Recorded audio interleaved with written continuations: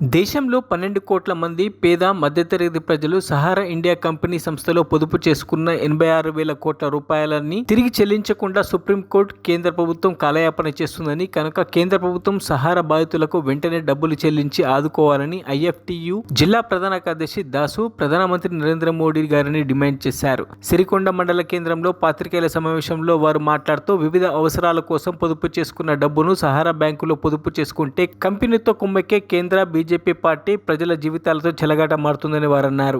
86,000 కోట్ల డబ్బుల్ని portal online ద్వారా కాకుండా నేషనల్ బ్యాంక్ ద్వారా చెల్లించి 12,000 కోట్ల ప్రజల జీవితాలను వెలుగునిచ్చి వారి డబ్బుల్ని వెంటనే చెల్లించాలని డిమాండ్ చేశారు. ఈ సమావేశంలో ఐఎఫ్టియు జిల్లా నాయకులు పద్మ, ఆర్మూర్ ఎల్ఐసి బ్రాంచ్ కార్యదర్శి బాలయ్య, పివైఎల్ సిరికొండ మండల అధ్యక్షులు సంజీవ్, ఏఐకేఎంఎస్ ఆర్మూర్ డివిజన్ కార్యదర్శి మార్క్స్ లు తదితరులు పాల్గొన్నారు.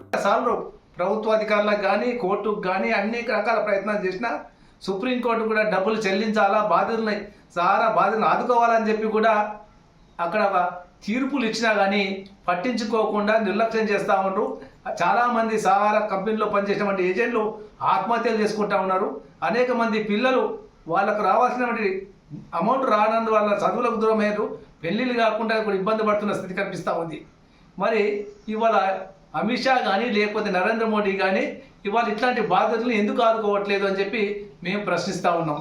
ఇప్పటికైనా వెంటనే వాళ్ళని ఆదుకోవాలని చెప్పి ఐఎఫ్టియుగాకి కేంద్ర ప్రభుత్వాన్ని మేము డిమాండ్ చేస్తూ ఉన్నాం. అదేవిధంగా కార్మిక ప్రజా వ్యతిరేక చట్టాలను వాపసు తీసుకోవాలి. అట్లాగే ఈ దేశంలో ఉన్నటువంటి 140 కోట్ల జనాభాలో దాదాపు 44 కోట్ల మంది కార్మికులు ఉంటే అందులో కేవలం 39 కోట్ల మందికి మాత్రమే 39 కోట్ల మందికి ఎట్లాంటి చట్టాలు లేవు. కేవలం 5 కోట్ల మందికి మాత్రమే పిఎఫ్, ఈఎస్ చట్టాలు ఉన్నాయి. అట్లాగే దేశ సిపాయిలు, దేశం సరిహద్దులో ఉన్నటువంటి సిపాయిల్లాగా గ్రామాల్లో, పట్టణాల్లో సఫాయి కార్మికులు పనిచేస్తున్నారు. వాళ్ళందరికీ కూడా కేంద్ర తరఫున కూడా సాతిని అందించాలా, చేయితనివ్వాలని చెప్పి మేము డిమాండ్ చేస్తూ ఉన్నాం. ఈ రైతు వ్యతిరేక 3 నల్ల చట్టాలు కూడా వాపసు తీసుకోవాలని మేము డిమాండ్ చేస్తూ ఉన్నాం. రాష్ట్రంలో ఉన్నటువంటి ఈ మన రేవంత్ రెడ్డి ప్రభుత్వం కూడా రైతు భరోసా ప్రారంభించినప్పటికీ ఇంకా అర్హులైన వాళ్ళు ఎవరైనా మిస్ అయితే వాళ్ళని కూడా కవర్ చేయాలని చెప్పి మేము ఈ సందర్భంగా ఈ ప్రభుత్వానికి గుర్తు చేస్తూ ఉన్నాం. ఎందుకంటే గతంలో కేసీఆర్ సర్కార్ కానీ కేంద్రంలో ఉన్న మోడీ సర్కార్ కానీ చెప్పేది ఒకటి చేసేది ఒక రకంగా ఉంది. కాబట్టి వాళ్ళ బాటలో పయనించకుండా రైతు కార్మిక పక్షపాతిగా ఈ ప్రభుత్వం వివరించాలని చెప్పి ఈ సందర్భంగా మరొకసారి గుర్తు చేస్తూ ఉన్నాం. మరిన్ని అప్డేట్స్ కోసం మా ఛానల్ని సబ్స్క్రైబ్ చేయండి.